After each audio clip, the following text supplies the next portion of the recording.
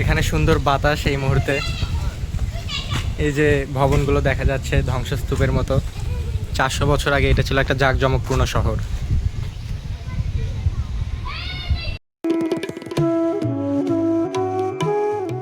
সোনারগাঁও প্রায় 400 বছর পুরনো এই নগরীটি ঢাকার খুব কাছে নারায়ণগঞ্জ জেলায় অবস্থিত। একসময় এই নগরীতেই ভিড় করত কত শত বণিকেরা, ব্যবসা চলত দেশ থেকে বিদেশ। আজ সবই যেন ধ্বংস হয়ে দাঁড়িয়ে আছে কেবল ইতিহাসের সাক্ষী হয়ে।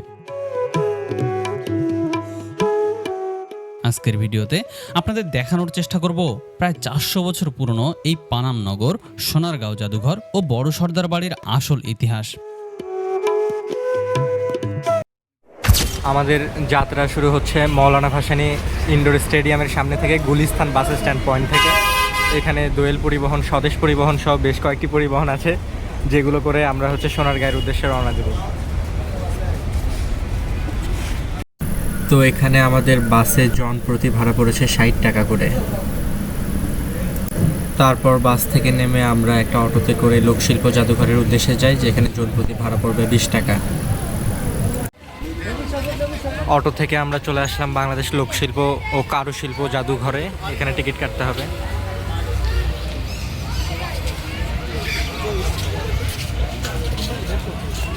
স্টুডেন্টদের জন্য 30 টাকা।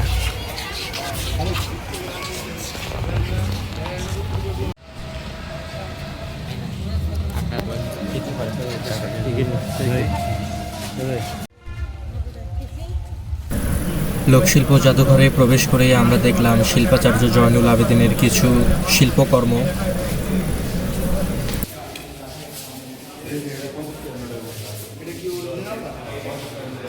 জাদুঘরের ভিতরে আমরা দেখলাম নানা ধরনের প্রাচীন স্থাপত্য, নিদর্শন এবং প্রাচীন যুগে ব্যবহৃত নানান ধরনের আসবাবপত্র ইত্যাদি।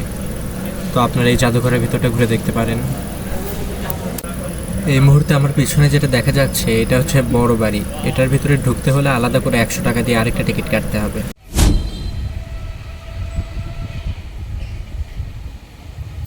তো এরপর আমরা লোকশিল্প জাদুঘর থেকে বেরিয়ে পানাম নগরের উদ্দেশ্যে রওনা দিলাম। এখানে জনপ্রতি ভাড়া পড়বে 10 টাকা। তো এখানে আমাদের টিকিট কাটতে হবে প্রবেশের জন্য 20 টাকা। ফাইনালি আমরা প্রবেশ করলাম প্রাচীন বাংলার রাজধানী পানাম নগরে।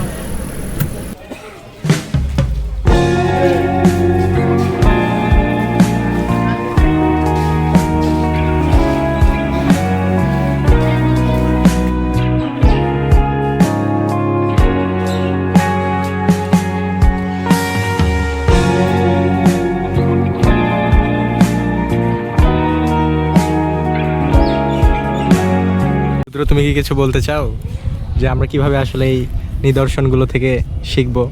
না, বলতে চাই এটাই যে আমরা যখন বুঝতে পারি যে আজ থেকে দীর্ঘ 500 বছর আগে কিংবা 600 বছর আগে ঠিক একই জায়গায় মানুষ দাঁড়াইছিল, হ্যাঁ, এগুলো তো মানুষ বসবাস করতো, তখন বিষয়গুলো আরো সুন্দর করে রিলেট করা যায়। ধন্যবাদ। তুমি কি কিছু বলতে চাও? অনেক আমি ইতিহাসের স্টুডেন্ট না, অর্থনীতি পড়ি। তো কি হয়েছে? ইতিহাস সম্পর্কে সবাইকেই জানতে হবে। তোমরা আমাকে জানাও, আমি জেনে নিই।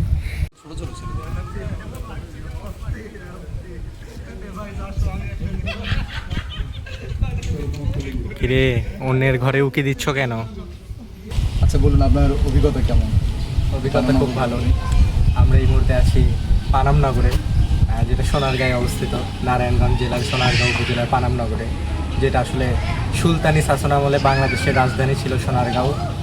এবং আমরা জানি যে বাংলার প্রথম স্বাধীন সুলতান ফকরা, যার নাম হচ্ছে ফখরুদ্দিন মুবারক শাহ, তিনি আসলে সোনারগাঁওকে বাংলার রাজধানী হিসেবে স্থাপন করছিল।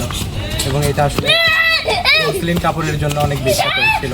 তৎকালীন সময়ে আসলে বাংলার ব্যবসা কেন্দ্র এবং রাজধানী ছিল এই সোনারগাঁও। এবং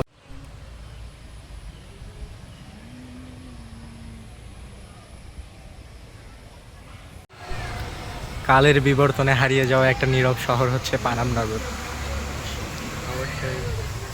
এত বছর পুরনো এই নগরে এসে মনে হচ্ছে সময়ের সাথে সাথে আমরা অতীতে চলে এসেছি। কেমন ছিল 500 বছর আগে এখানকার অবস্থা? এই যে ভাঙাচোরা, এই যে আজ ধ্বংসস্তূপের মাঝে এখনো দাঁড়িয়ে আছে দালানগুলো, এগুলো একসময় ছিল আড়ম্বরপূর্ণ, জাঁকজমকপূর্ণ। সুলতানি শাসনামলে বাংলার রাজধানী ছিল সোনারগাঁও। এবং 1338 সালে এই সোনারগাঁওয়ের শাসনকর্তা ছিল বাহরাম খাঁ নামে একজন রাজা, এবং ওই বাহরাম খাঁ হচ্ছে আন্ডারে কাজ করতে একজন কর্মচারী যার নাম ছিল ফকরা। তো এই ফকরা পরবর্তীতে বাংলার প্রথম স্বাধীন সুলতান হয়, কেননা বাহরাম খাঁ যখন মারা যায় তখন হচ্ছে ফকরা বিদ্রোহ করে এবং সে একজন সাধারণ কর্মচারী থেকে বাংলার প্রথম স্বাধীন সুলতান হয়ে যায়। এবং তারপরে এই ফখরুদ্দিন মুবারক শাহ সে আসলে সোনারগাঁওকে বাংলার রাজধানী হিসেবে স্থাপন করে, এবং তাকে বাংলার প্রথম স্বাধীন সুলতান এই জন্য বলা হয় কেননা সে আসলে দিল্লির দাসত্ব মেনে নেয়নি এবং সে স্বতন্ত্রভাবে দিল্লির যে সুলতানরা ছিল তাদের অনুগত না থেকে স্বয়ংসম্পূর্ণভাবে আসলে বাংলাকে পরিচালনা করতে। আসলে আমরা ইতিহাস থেকে জানতে পারি যে আসলে অতীতেও আমাদের বাংলার মানুষজন আসলে দিল্লির দাসত্ব মেনে নেয়নি, বর্তমানেও নেবে না। যাই হোক, সেটা বড় কথা নয়। তো এই সোনারগাঁও যেটা ছিল সুলতানি আমলে বাংলার রাজধানী, এবং মুঘল না, ওটা 12 ভূঁইয়াদের রাজা ঈসা খাঁর আমলেও কিন্তু সোনারগাঁও ছিল বাংলার রাজধানী, এবং এটা মুসলিম কাপড়ের জন্য অত্যন্ত বিখ্যাত ছিল। এবং এখানে যে ভবনগুলো দেখা যাচ্ছে এগুলোর স্থাপত্য শৈলী অত্যন্ত সুন্দর।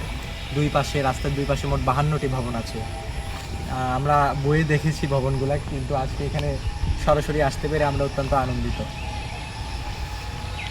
তো আমাদের আজকের গল্প এখানেই শেষ। আপনারা চাইলে খুব সহজেই ঘুরে আসতে পারেন ঢাকার অতি নিকটেই সুন্দর এই প্রাচীন রাজধানী থেকে।